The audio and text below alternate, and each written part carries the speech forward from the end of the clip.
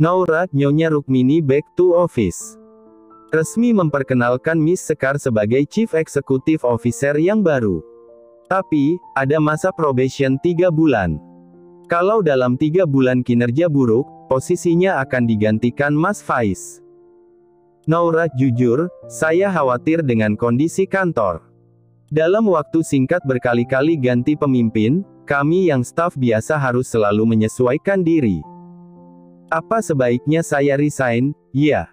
Biar bisa join timnya Mbak Kara dan Mbak Anggun. Sehari setelah resign, Kara mendapat informasi penting dari salah satu staf di Rosarin.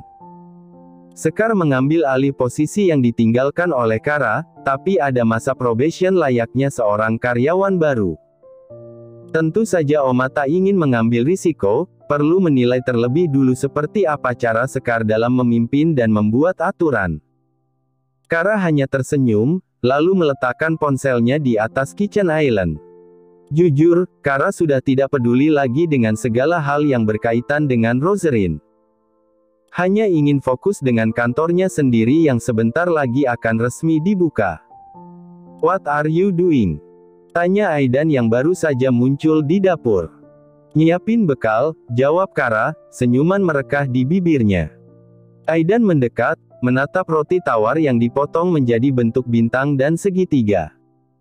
"Aku harus bawa ini ke kampus?" tanya Aidan. Kara mengangguk, "Iya. Ini bisa dimakan sebagai camilan, siapa tahu kamu butuh yang manis-manis setelah ngajar di kelas." Kara mengoleskan selai coklat di atas roti, kemudian menatanya ke dalam kotak bekal berwarna merah muda.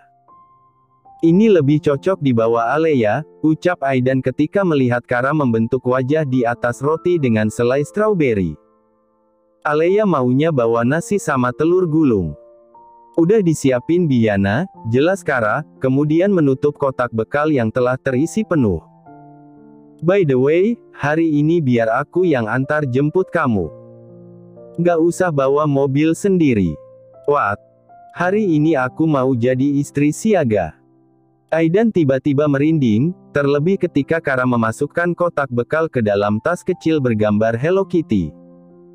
Yah, Aidan tahu kalau hari ini istrinya menjadi pengangguran dan tidak memiliki agenda penting. Tingkahnya aneh sejak pagi-pagi buta, bahkan berkata ingin menjadi istri siaga. Bagi Kara yang sudah terbiasa bekerja dan mempunyai jadwal yang padat, stay di rumah saat weekdays terasa sangat asing dan canggung. Jadi, wajar kalau perempuan itu ingin tetap menyibukkan diri agar tidak terlalu hampa. Salah satunya adalah dengan cara menyiapkan bekal dan mengantar jemput suaminya. "Bingung ya karena nggak ada kegiatan?" tanya Aidan sembari duduk di ruang makan. "Nggak bingung, sih. Cuma agak aneh aja, karena biasanya aku sibuk banget kalau weekdays," jawab Kara, lalu terkekeh pelan. "Mungkin bisa mulai packing." "Iya, nanti abis nganterin kamu ke kampus mau langsung packing, kok. Kalau bisa hari Sabtu kita udah pindah." "Promosi udah dimulai?" "Belum. Harus meeting sama tim yang baru, biar bisa diskusi dan berbagi ide." "Daftar vendornya gimana?" "Udah selesai. Kamu kan tahu sendiri dari seminggu yang lalu aku sibuk kesana kemari buat ketemu pihak vendor." Aidan mengangguk, lalu mulai menyantap sarapannya. Detik berikutnya, Alea muncul di ruang makan. Langsung menikmati sandwich yang telah disiapkan oleh Biana sebagai menu sarapan. "Kamu pulang sekolah jam berapa, Alea?" tanya Kara. "Abis sekolah mau langsung ke kolam renang, jadi pulangnya sore," jawab Alea. "Oh ya, perlu ditemani. Aku hari ini free, bisa ikut ke kolam renang. Aku mau ke kolam renang bareng Ayu dan Cynthia." Oh, ternyata Alea akan bersenang-senang dengan teman-temannya. Tentu saja Kara tak akan mengganggu, padahal awalnya sudah antusias karena berharap bisa ikut ke kolam renang. Aidan berusaha menahan tawanya, lucu sekali melihat Kara yang mencoba mencari kesibukan. "Kalau kamu pulangnya jam berapa, Mas?" tanya Kara beberapa saat kemudian. Sekitar 4:30, jawab Aidan. Berarti jam 4 aku berangkat ke kampus. Nanti aku chat kamu kalau udah selesai kelas. Kara mengangguk, lalu meminum green tea yang sudah tidak terlalu panas. Setelah sarapan berakhir, Kara segera mengambil tas bekal yang tergeletak di atas kitchen island. Tas berwarna kuning berisi nasi dan telur gulung untuk Alea, sedangkan tas bergambar Hello Kitty berisi roti isi selai untuk Aidan. Let's go, ucap Kara sambil meraih kunci mobil yang tergeletak di atas kabinet, kemudian berjalan meninggalkan rumah. Aidan dan Alea bertukar tatap, sama-sama heran melihat tingkah Kara. Mereka lantas melangkahkan kaki menuju carport. Kara duduk di depan kemudi, memakai kacamata hitam sebelum menyalakan mesin. Hari ini ia yang bertugas untuk menyetir. Dalam hitungan detik, mobil yang dikemudikan oleh Kara melaju meninggalkan rumah. Musik diputar agar perjalanan terasa lebih menyenangkan. Seperti biasa, tempat pertama yang dituju adalah sekolah. Kara memperlambat laju mobilnya ketika jarak menuju sekolah semakin dekat, hingga akhirnya berhenti tepat di depan gerbang. Kara menoleh ke belakang, menatap Alea yang sedang melepas seat belt. Semangat belajarnya. Nanti sebelum renang harus makan dulu, loh, ucap Kara. Oke, Mami, jawab Alea, kemudian turun dari mobil sambil membawa tas bekalnya.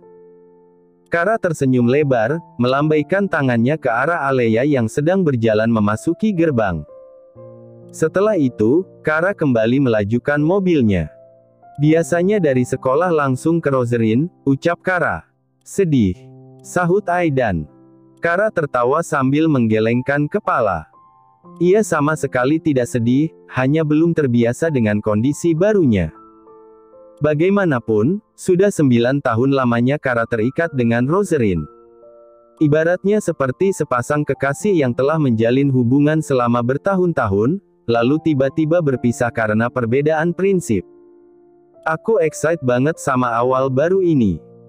Rasanya kayak abis putus, terus ambil langkah pertama buat lupain segala hal tentang mantan, kata Kara. Jadi, posisi Rosarin sejajar sama dewa. Sahut Aidan dengan nada bercanda. Sekali lagi, Kara tertawa. Perempuan itu lantas membelokkan mobilnya memasuki gerbang fakultas. Berhenti di depan gerbang. Ucapan Aidan tercekat karena Kara sudah terlebih dulu membelokkan mobilnya ke pelataran fakultas yang cukup ramai dan sibuk. Yang lebih parah, Kara menghentikan mobilnya di dekat gedung kuliah yang penuh dengan mahasiswa. Jangan lupa bekalnya, ucap Kara sambil menyerahkan tas bekal bergambar Hello Kitty kepada sang suami. Aidan melepas seat belt, kemudian membuka pintu mobil. Tangan kanannya memegang tas kerja, sedangkan tangan kirinya memegang tas bekal. Laki-laki itu memakai kemeja hitam dan celana yang senada. Penampilannya cukup garang, tapi tas merah muda bergambar Hello Kitty merusak segalanya. Bekalnya dihabisin ya, Mas, ucap Kara sambil menurunkan kaca mobil. Aidan membalasnya dengan seulas senyuman. Dan, pemandangan itu sukses membuat para mahasiswi yang duduk di selasar ingin cepat-cepat menikah dan mempunyai suami. Mengemasi pakaian, tas, sepatu, dan aksesoris ternyata cukup menguras energi. Kara baru menyadari kalau barang-barangnya ada banyak sekali. Perlu beberapa kardus berukuran besar untuk menampung semuanya. Ini jadinya repot 2 kali ya, Non. Kenapa nggak dari awal menikah langsung pindah ke rumahnya Mas Aidan saja?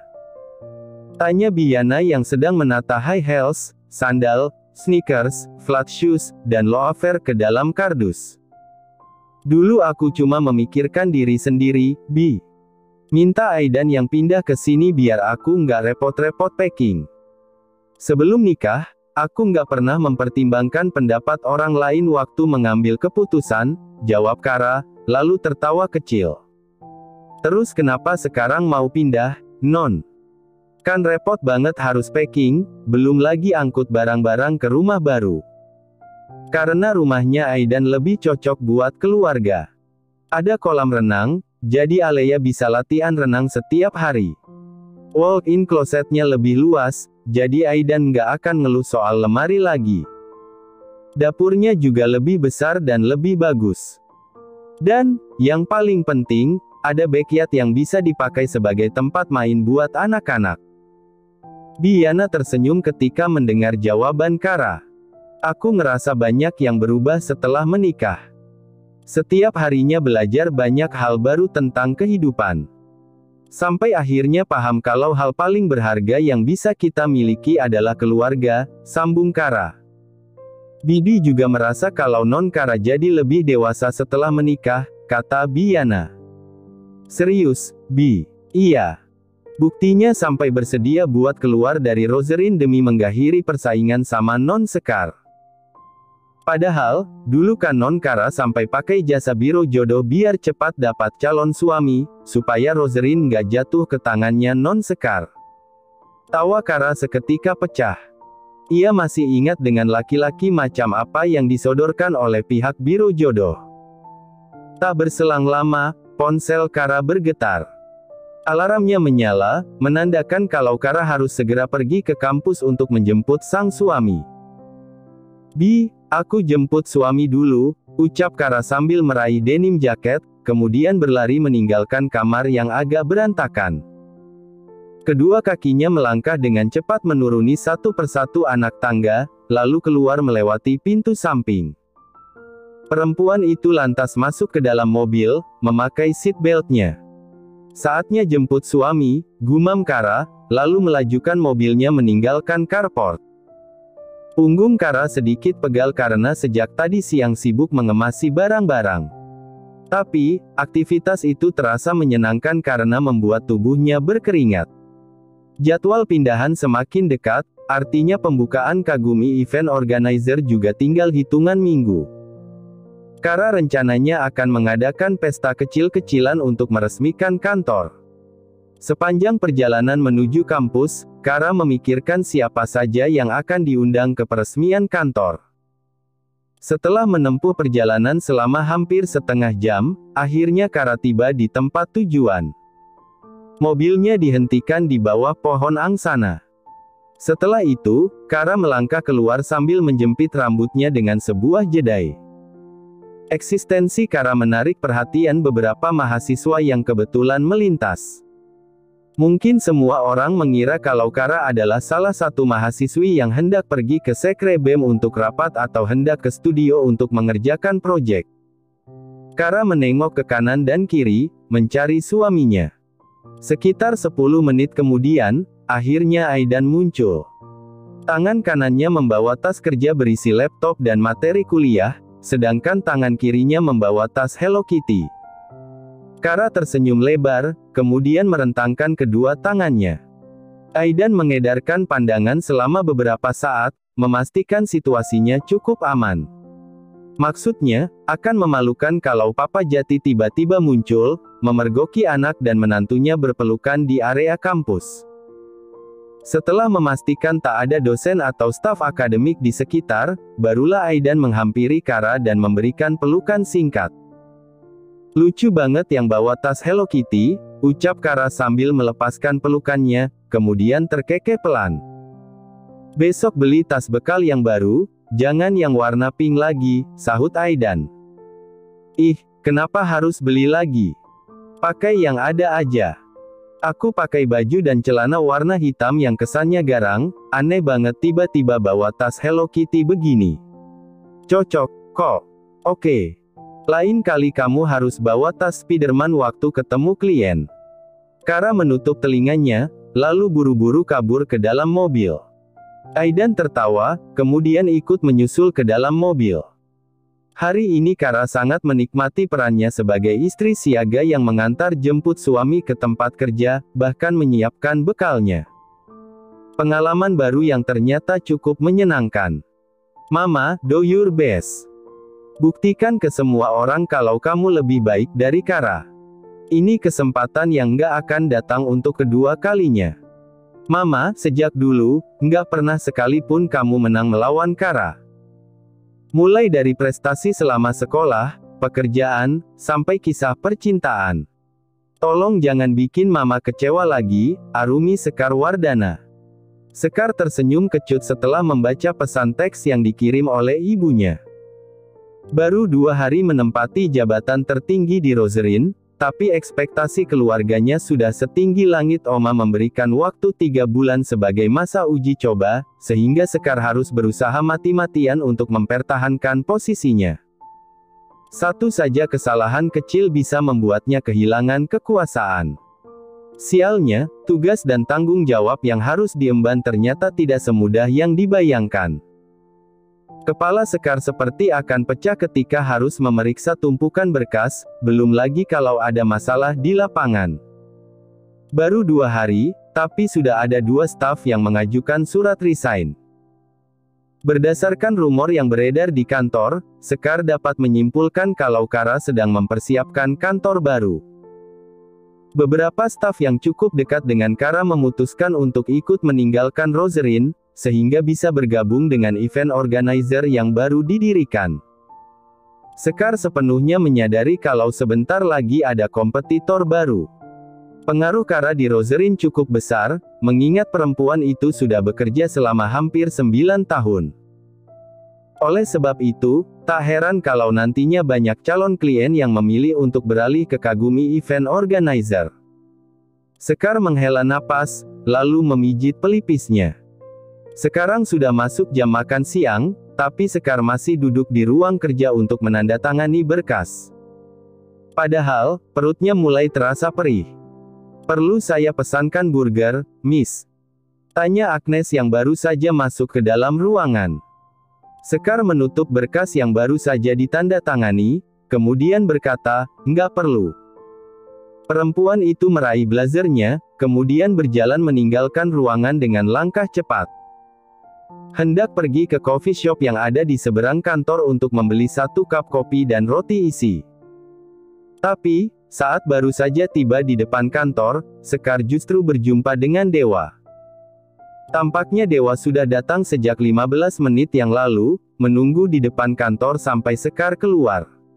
"Mau makan siang?" tanya Dewa. Sekar menghela napas. "Siapa yang minta kamu ke sini?"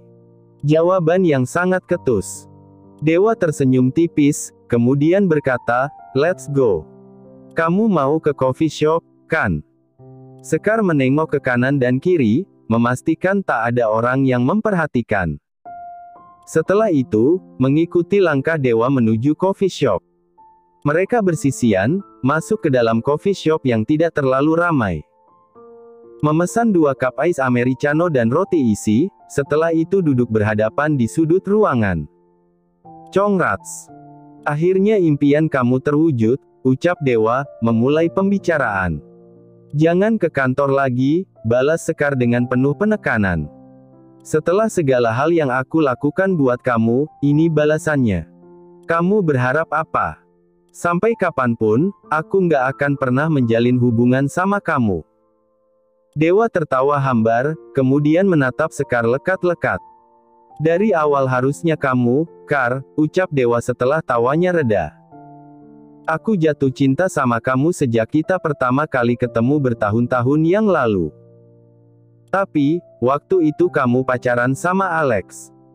Sekar mendecih, lalu berkata, "So, kamu pacaran sama Kara karena nggak bisa pacaran sama aku. Kamu tahu persis soal itu." "Yeah, I know. Berkali-kali kamu confess, padahal waktu itu posisi kamu udah pacaran sama Kara. I did everything for you, bantu kamu sampai berhasil dapat jabatan tertinggi di Rosarin. Aku berhasil sampai di titik ini karena usahaku sendiri, bukan karena kamu." Faktanya, Dewa memang menyukai Sekar sejak bertahun-tahun silam. Tapi, mereka bertemu di saat yang tidak tepat, sebab Sekar sudah menjalin hubungan dengan laki-laki lain. Oleh sebab itu, Dewa memutuskan untuk mendekati Kara. "Kalau kamu beneran cinta, harusnya nunggu dengan sabar.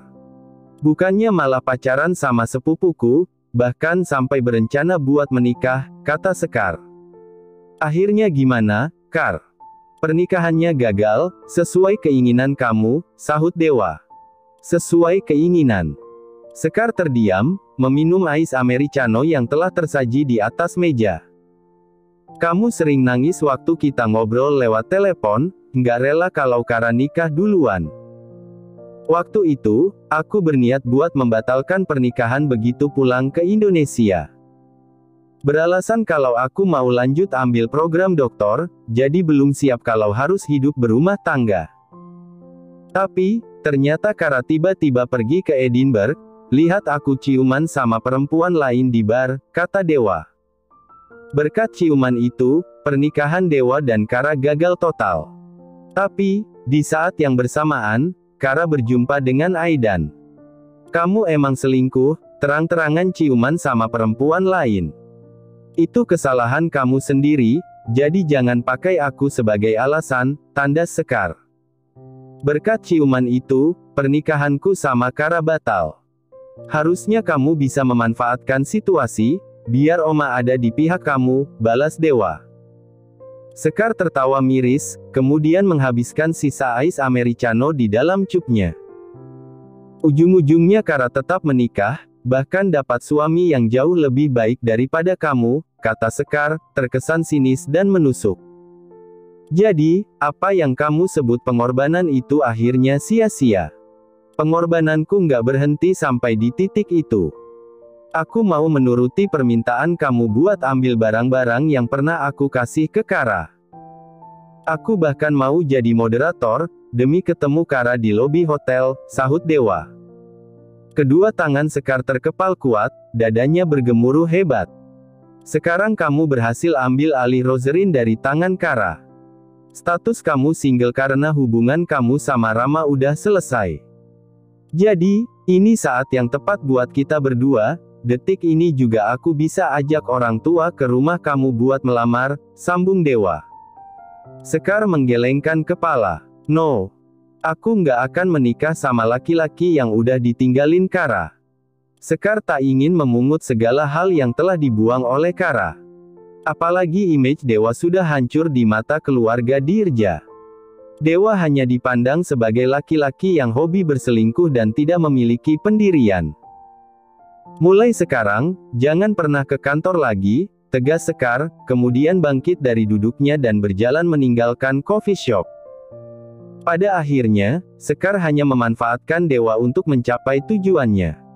Tidak bisa lebih dari itu, meskipun sebenarnya hatinya juga tersiksa. Sekar tak sedikit pun menengok ke belakang, hanya berjalan lurus ke depan sambil menahan berbagai emosi yang tumpah ruah di dalam dada.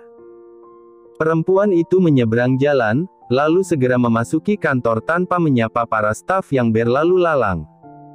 Sesampainya di ruang kerja, Sekar segera melepas blazernya. Lalu, membuka ponsel untuk mencari potongan video lucu di sosial media agar hatinya sedikit lebih tenang. Tapi, hal pertama yang Sekar jumpai begitu membuka sosial media adalah foto yang diunggah oleh Kara. Dalam foto itu, Kara memakai apron bermotif bunga-bunga dan sebuah bandana, terlihat sedang sibuk memindahkan barang-barang ke rumah barunya. Foto itu membuat kepala Sekar semakin berdenyut menyakitkan. Sekar tak mengerti kenapa Kara terlihat sangat bahagia meskipun sudah mengundurkan diri dari Rozerin. Sebaliknya, Sekar justru semakin tersiksa karena berbagai tekanan dan pergolakan batin yang dialaminya.